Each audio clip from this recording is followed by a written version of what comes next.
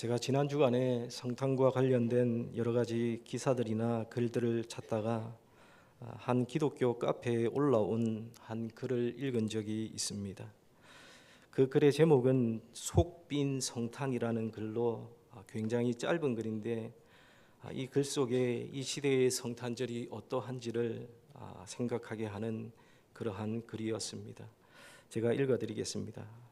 성탄절은 대목 시즌이다.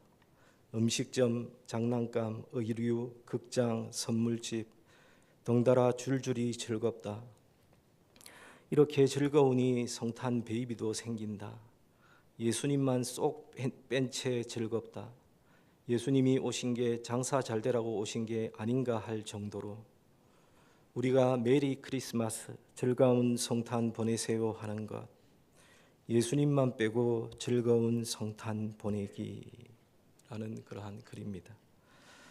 여러분, 이 짧은 글은 오늘날 우리의 모습들을 우리에게 보여주고 있습니다. 세월이 갈수록 성탄의 의미는 점점 잊혀져 가고 있습니다.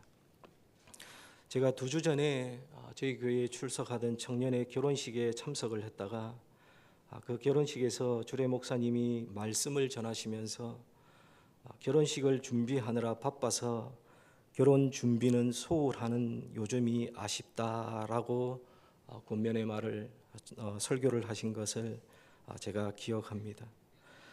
결혼식 준비로 바빠서 결혼의 진정한 의미를 생각해 볼 시간이 없다는 것에 대한 그러한 탄식이며 한탄이었습니다.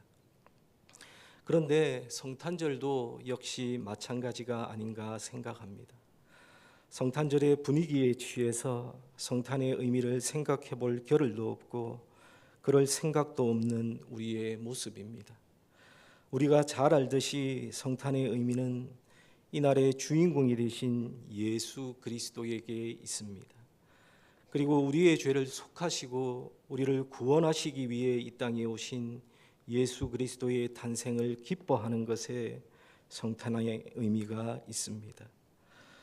그럼에도 불구하고 우리는 예수만 쏙 빼놓은 채 너무나도 즐겁게 이 성탄을 보내고 있습니다. 여러분, 이렇게 성탄절을 보내는 것, 성탄을 보내는 것은 성탄의 바른 의미를 되새기는 그러한 것은 아닐 것입니다. 그래서 먼저 바라기는 저와 여러분들은 성탄의 참된 의미를 잘 생각하시면서 앞으로 다가올 그 성탄절을 주님 안에서 잘 보내시는 저와 여러분들이 다 되시기를 주님의 이름으로 축원합니다. 그런데 오늘 본문에 보시면 성탄, 즉 예수님께서 이 땅에 오심을 아주 기뻐하는 한 사람이 있습니다. 그는 놀랍게도 오늘 본문에 보시면 아기 요한입니다. 아니, 좀 더 정확하게 말하면 그는 아직 태어나지도 않은 복중의 아기 요한입니다.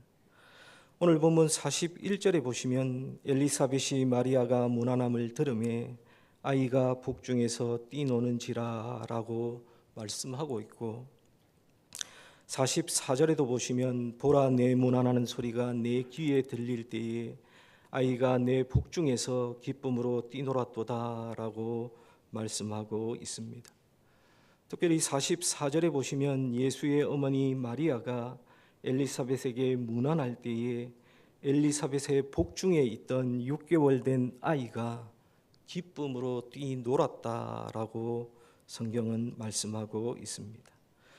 여기서 기뻐서 뛰놀았다라고 할 때에 쓰인 헬라어 동사는 스키리타오라는 그러한 동사인데, 이는 기쁨이나 환희에 가득 차서 뛰는 것을 의미하고 있습니다.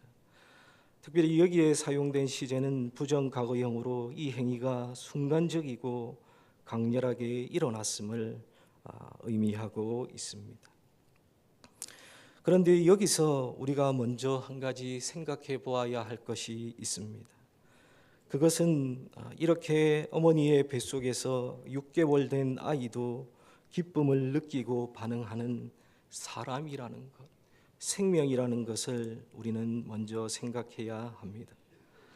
성경은 여러 곳에서 태아도 우리와 동일한 완전한 생명이요 완전한 사람이라는 사실을 강조하고 있습니다. 시편 139편 13절에 보시면 다윗은 다음과 같이 고백합니다. 주께서 내 내장을 지으시며 나의 모태에서 나를 만드셨나이다 라고 말씀하고 있습니다. 다윗은 하나님께서 놀라운 주권 가운데서 자신을 모태에서 만드시고 내장을 지으신 분이 하나님이심을 분명하게 고백하고 있습니다. 또한 예레미야 1장 5절에서는 내가 너를 모태에 짓기 전에 너를 알았고 내가 배에서 나오기 전에 너를 성별하였고 너를 여러 나라의 선지자로 세웠노라 라고 말씀하고 있습니다. 여기에 보시면 하나님께서 예레미야에게 하신 말씀은 더욱더 놀랍습니다. 하나님께서는 예레미야가 모태에 잉태되기 전부터 그를 아셨다라고 분명하게 말씀하고 있습니다. 여러분, 이 말씀들이 의미하는 것이 무엇입니까? 그것은 생명은 하나님께서 주신 것이며 태아도 완전한 생명이며 완전한 사람이라는 것입니다. 여러분, 이것이 성경이 처음부터 끝까지 말하는 진리입니다. 그런데 여러분, 우리 시대를 한번 되돌아 보십시오. 우리가 살아가는 이 시대는 낙태가 너무나도 흔한 시대라 뱃속에 있는 태아를 사람으로 취급하지 않는 그러한 사람들이 많이 있고 그러한 시대입니다. 2024년 여름에 한 여성이 임신 36주에 낙태 수술을 받는 장면을 유튜브에 업로드한 그러한 사건이 있었습니다. 처음에 이 영상이 올라왔을 때에 사람들은 너무나도 끔찍하고 충격스러운 그러한 영상이라서 이게 분명히 조작된 그러한 영상일 것이라고 생각을 했습니다. 하지만 경찰이 조사를 해보니 이 영상은 조작이 아니라 실제 사건으로 밝혀졌고 영상의 게시자인 20대 여성과 수도권 소재의 병원이 수사 대상에 올랐다고 경찰은 발표를 했습니다. 그리고 이 사건이 알려지자 임산부와 아이 엄마들이 충격과 분노의 목소리를 내었다고 합니다. 한 여성은 36주에 출산한 사람으로 너무 충격적이다라는 그러한 슬픔을 표현을 했고, 또 다른 여성은 36주면 그냥 나와도 사는 주수인데 너무나도 끔찍하다라며 분노를 나타내기도 했습니다. 이 사건을 통해서, 이 사건을 보면서 우리가 알게 되는 것은 뱃속에 있는 태아를 사람 취급하지 않는 그러한 사람들이 많이 있으며 우리 사회가 이런 사회가 되어버렸다는 것입니다.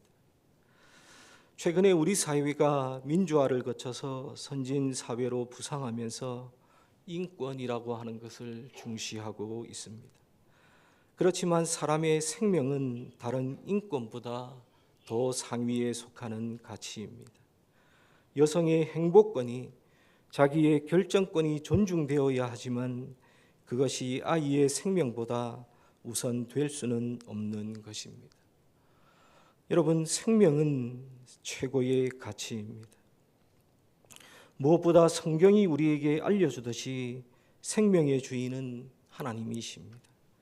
그래서 시편 36편 9절에 보시면 진실로 생명의 원천이 주께 있사오니 주의 빛 안에서 우리가 빛을 보리이다 라고 말씀하고 있습니다.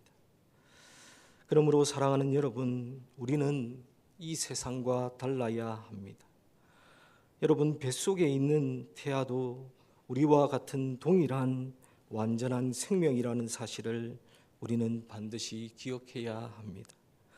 이 사실을 명심하면서 우리는 그리스도인으로서 생명의 위협을 받고 있는 태아들에게 더욱더 관심을 갖고 잘 돌볼 수 있어야 하겠습니다.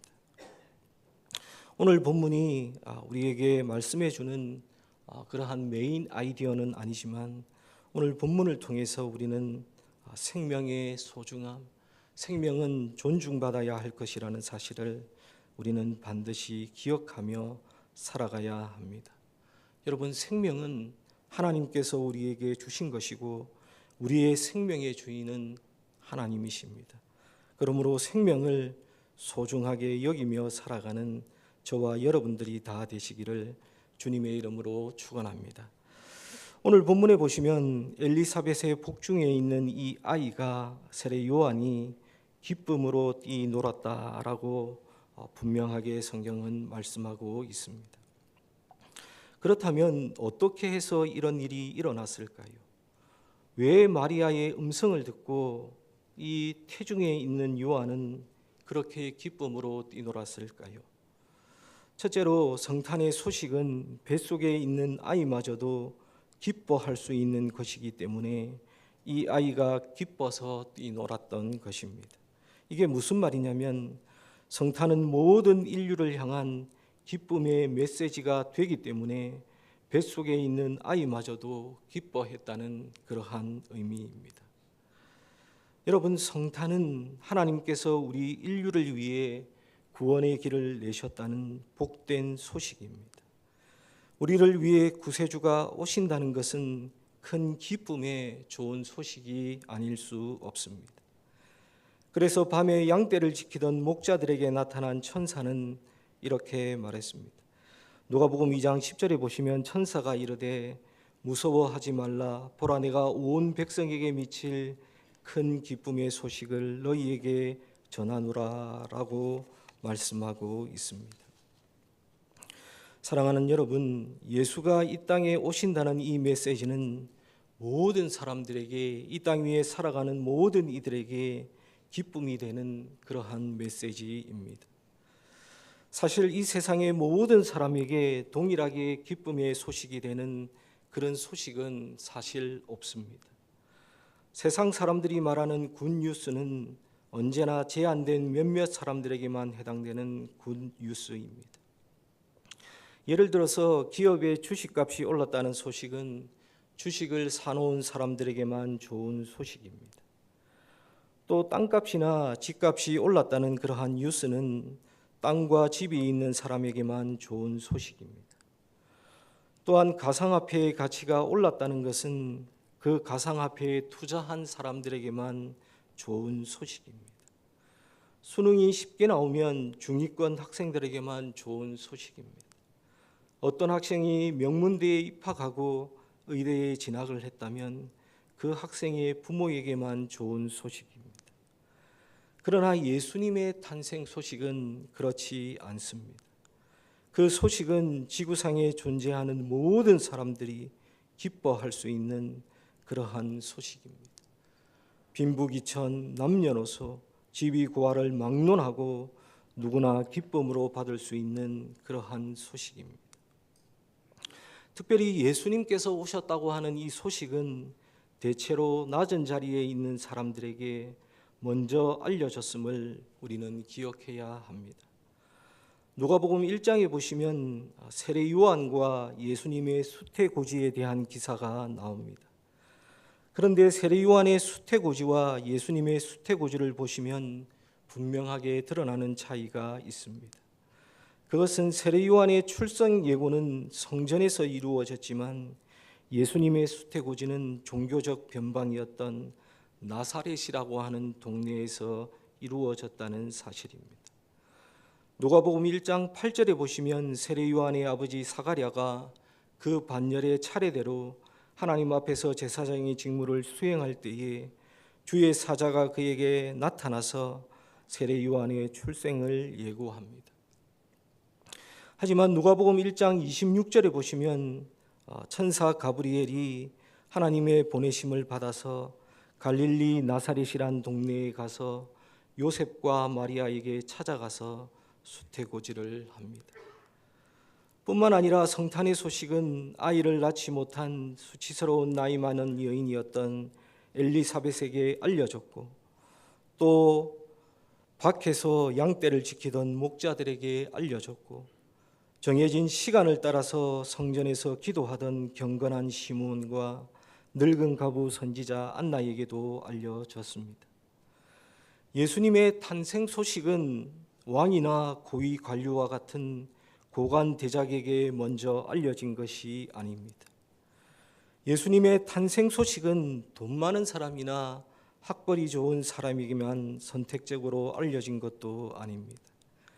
예수님의 탄생 소식은 세상에서 연약한 자, 별 볼 일 없는 자, 평범한 자, 가난한 자, 아무것도 아닌 자들에게 먼저 알려졌습니다. 그래서 기쁨의 소식을 듣고서 뱃속에 있는 태아조차도 기뻐서 뛰놀게 되었던 것입니다. 사랑하는 여러분, 우리 성도들이 항상 기뻐해야 할 이유가 바로 여기에 있습니다. 여러분이 처한 상황이 어떠하든지 간에, 여러분이 누구든지 간에, 여러분이 구주 예수 그리스도를 받아들였다면 기뻐할 수 있습니다. 여러분, 우리는 조금 못나도 좋습니다. 학벌이나 재력이나 그 외의 여러 가지 것들이 남들보다 못해도 괜찮습니다.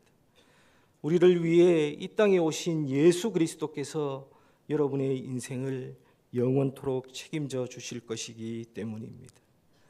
우리를 위해 이 땅에 오신 예수님은 우리가 연약할 그때에 오히려 우리를 더 사랑해 주실 것이기 때문입니다. 그래서 사도 바울은 감옥에 갇혀서 성도들을 향해 이렇게 외쳤습니다. 빌립보서 4장 4절에 보시면 주 안에서 항상 기뻐하라. 내가 다시 말하노니 기뻐하라 라고 외치며 권면했습니다. 사랑하는 여러분, 우리들이 가진 기쁨의 근원은 무엇입니까? 우리가 주 안에 있다는 사실입니다. 우리를 위해 구세주이신 예수님께서 이 땅에 오셨다는 사실입니다. 우리 모든 성도들이 누리는 기쁨의 뿌리, 모든 기쁨의 근원은 결국 우리를 위해 오신 예수 그리스도 그분에게 있습니다. 그러므로 우리 성도들은 우리가 이 세상을 살아갈 때에 언제나 기뻐하는 사람들이 되어야 합니다. 기쁨을 모르고 살아가는 그리스도인들은 참된 그리스도인이 아닙니다. 세상 사람들이 우리를 향해 너는 이렇다, 너는 저렇다 라고 평가할 때에도 우리가 성도로서 세상으로부터 반드시 들어야 할 평가는 너는 항상 기뻐하는 것 같다라는 그러한 평가입니다. 사랑하는 여러분, 성탄을 앞둔 이 시점에 여러분들은 항상 기뻐하시는 기쁨의 사람이 다 되시기를 주님의 이름으로 축원합니다. 그리고 그 기쁨을 여러분들이 만나는 모든 사람에게 전달하시는 기쁨의 전달자, 기쁨의 통로가 다 되시기를 주님의 이름으로 간절히 축원합니다. 엘리사벳의 북중에서 아이가 기뻐한 두 번째 이유는 예수님이 오셨다는 소식은 하나님의 신실하심에 대한 증거가 되기 때문입니다. 여러분, 지금 엘리사벳의 뱃속에서 기뻐 뛰노는 이 아이는 누구입니까? 바로 세례 요한입니다. 그는 메시아의 길을 예비하도록 부름을 받은 그러한 사람입니다. 그 세례 요한이 어머니의 뱃속에서부터 다른 어머니의 뱃속에 있는 메시아에 대해서 반응하는 기가 막히고 놀라운 장면을 우리는 보고 있는 것입니다. 그러면 어떻게 해서 이런 일이 일어났을까요? 그것은 세례 요한의 어머니 엘리사벳의 말을 통해 우리가 알 수 있는데, 오늘 본문 42절에 보시면 42절에서 엘리사벳은 마리아가 복이 있으며 마리아의 태중의 아이 즉 예수 그리스도도 복이 있다라고 말하고 있습니다. 여러분, 성경에서 말하는 복은 우리가 일반적으로 말하는 복과는 분명히 다른 의미를 가집니다. 우리는 복이 있다고 말할 때에 막연하게 행운이 있다, 일이 잘 풀린다라는 그러한 의미로 복이 있다라는 말을 사용합니다. 그런데 성경에서 복이라고 하는 것은 그런 의미가 아닙니다. 성경에서 복은 언제나 하나님의 언약과 관련이 있습니다. 성경의 복은 언제나 언약적인 축복이라는 그러한 말입니다. 그렇다면 마리아가 지금 받은 복은 어떤 언약적 축복입니까? 그것은 아담이 타락했을 때에 하나님께서 하신 구원의 말씀이 성취된 그러한 복입니다. 우리가 잘 아는 창세기 3장 15절 말씀에 보시면 다음과 같이 말씀합니다. 내가 너로 여자와 원수가 되게 하고 내 후손도 여자의 후손과 원수가 되게 하리니 여자의 후손은 내 머리를 상하게 할 것이요 너는 그의 발꿈치를 상하게 할 것이니라 하시고 라고 말씀하고 있습니다.